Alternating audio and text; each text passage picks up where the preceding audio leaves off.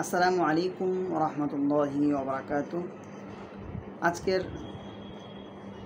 6 নম্বর পর্ব চলছে আজকে।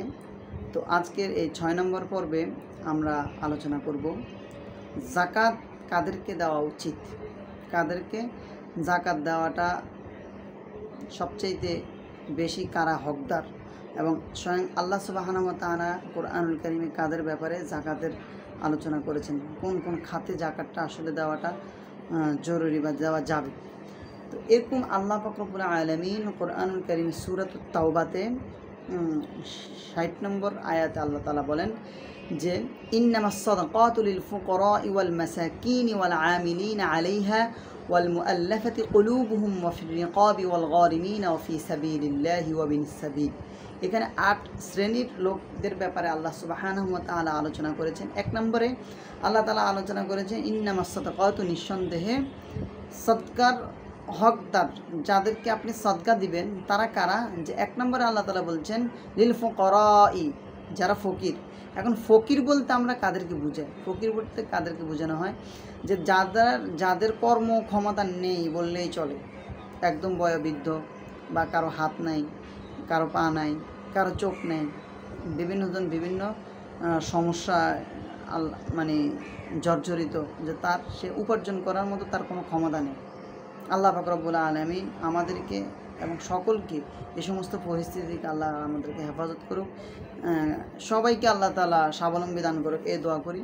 তো এখন মূল আলোচনা আসি, সেটা হচ্ছে যে যারা ফকির, এদেরকে ফকির বলা হয় ইসলামের পরিভাষায়, ইসলামিক দৃষ্টিকোণ থেকে। তো এই ফকিরদেরকে যারা ভিক্ষা করে সহজ ভাষায়, তাদেরকে আপনি জাকাত দিতে পারবেন, লিল ফুকারা'i। এরপরে আসে ওয়াল মাসাকিন, মিসকিন। মিসকিন কাদেরকে? যাদের উপার্জন করার ক্ষমতা আছে, কিন্তু মনে করেন আপনার সে 20,000 টাকা উপার্জন করে, কিন্তু তার খরচ 30,000 টাকা। তো ওই লোকদেরকেও আপনি, মিসকিন যারা, তাদেরকেও আপনি জাকাত দিতে পারেন। ওয়াল আমিলিন আলাইহা। আমিলিন মানে শ্রমিক বলতে এখানে বোঝানো হয়েছে তৎকালীন জামানায় নবী আলাইহিসসালাতু ওয়াসসালামের জামানায়, সাহাবা একরামদের জামানায়, বা ইসলামিক খেলাফা যে সমস্ত জায়গায় প্রতিষ্ঠিত আছে, সেই সমস্ত জায়গায় জাকাতের টাকা উঠানোর জন্য এক ধরনের লোক নিযুক্ত করা হয়। তারা ধনাঢ্য ব্যক্তিদের কাছে গিয়ে জাকাত আদায় করে। এই সমস্ত লোকদের বেতনের টাকা, এই সমস্ত লোকদের খরচের টাকা এই জাকাত ফান্ড থেকে দেওয়া যাবে, সেটাই বলছে ওয়াল আমিলিনা আলাইহা। এরপরে বলা হয়েছে ওয়াল মুআল্লাফাতি কুলুবুহুম। মুআল্লাফাতি কুলুবুহুম বলতে কাদেরকে বোঝানো হয়? মুআল্লাফাতি কুলুবুহুম বলা হয় যে ওই সমস্ত লোক যাদেরকে আপনি জাকাত দেওয়ার মাধ্যমে ইসলামের প্রতি আকৃষ্ট করবেন, যাদেরকে জাকাত দেওয়ার ব্যাপারে ইসলামের প্রতি আকৃষ্ট করবেন। এখন তারা কারা হতে পারে? 1 নম্বর, যে কোনো নমুসলিম, সে কী করেছে? ইসলাম গ্রহণ করেছে। এখন ইসলাম গ্রহণ করার কারণে মানে স্বাভাবিক দৃষ্টিতে তার পরিবার থেকে সে বিচ্ছিন্ন, তার সমাজ থেকে সে বিচ্ছিন্ন হয়, মুসলিম হয়, যার কারণে সে ওই দিক থেকে একা। সাধারণত তার কোনো কর্ম উপার্জন থাকে না, সাধারণত সে নিঃস্ব থাকে। তো এই মুসলিমদেরকে আপনি জাকাত দিতে পারবেন। 2 নম্বর হচ্ছে যে সে মুসলিম, সে কাফের, কিন্তু ইসলামকে ভালোবাসে।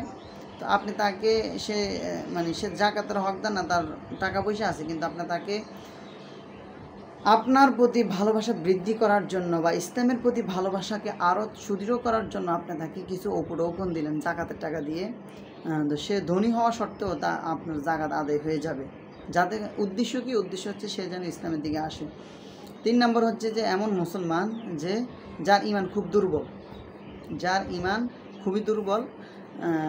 যেমন আমাদের খ্রিস্টান মিশনারিরা অনেক মুসলমানদেরকে কাফের বানিয়ে ফেলছে বা খ্রিস্টান বানিয়ে ফেলতেছে। তো এই সমস্ত লোকদেরকেও আপনি জাকাতের টাকা দিতে পারবেন, যে ভাই তুমি ইসলামে থাকো, তোমার সম্পূর্ণ খরচ আমি দিব, যেহেতু তার ঈমান দুর্বল। তো এই সমস্ত লোকদেরকে আপনি জাকাত, এদেরকে বলা হয় মুআল্লাফাতি কুলুবুহুম। এরপরে হচ্ছে ওয়াফির রিকাবি। রিকাব মানে তৎকালীন জামানায় যে যারা মুসলিম দাস, এদেরকে যদি আপনি মুক্ত করে দিতে পারেন জাকাতের টাকা দিয়ে, সেটাও হবে। দেখা গেছে অনেক দাস দাসীরা মুসলমান ছিল, কিন্তু তাদের মুনিবরা তাদের এরা ছিল আপনার কাফের। তখন তারা মুসলমান দাস দাসের উপর অনেক অত্যাচার করত। তো আপনি তাদেরকে আজাদ করতে পারেন, বা আপনার নিজের গোলামকেও আপনি আজাদ করতে পারেন। এটা অত্যন্ত সওয়াবের কাজ, যেহেতু আমাদের এখানে গোলামের কোনো রীতি নেই, তো যার কারণে এটা আমাদের জন্য প্রযোজ্য না। তবে আমাদের ইসলামের জন্য অনেকে সংগ্রাম করতে গিয়ে জেল বা বিভিন্ন কারাবন্দি হয়, তাদেরকেও জাকাতের টাকাটা দেওয়া যেতে পারে আশা করি ইনশাআল্লাহ। ওয়াল মুআল্লাফাতি কুলুবুহুম ওয়া ফির রিকাব, এরপরে আসছে ওয়া ফির রিকাব, মানে দাস দাসীদের কথা বললাম। ওয়া ফির রিকাব ওয়াল গারিমিন আলাইহা, গারিমিন বলা হয় যারা ঋণগ্রস্ত ব্যক্তি, যে ঋণটা যৌক্তিক হবে। এখন অযৌক্তিক ঋণ বা এ ব্যাপারে আমি আসলে বিস্তারিত আলোচনা করতে চাচ্ছি না।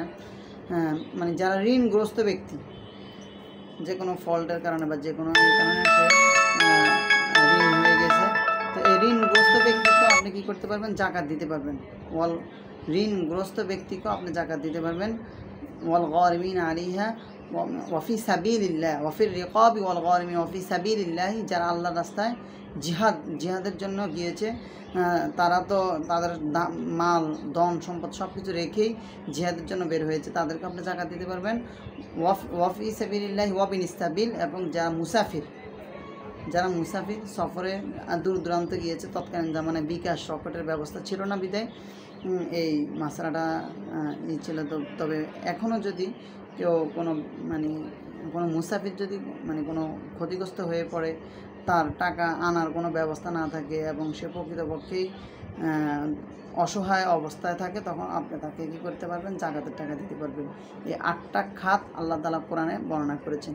ইনশাআল্লাহ বাকি আলোচনা ইনশাআল্লাহ বিস্তারিত করা হবে। আসসালামু আলাইকুম ওয়া রাহমাতুল্লাহি ওয়া বারাকাতুহু।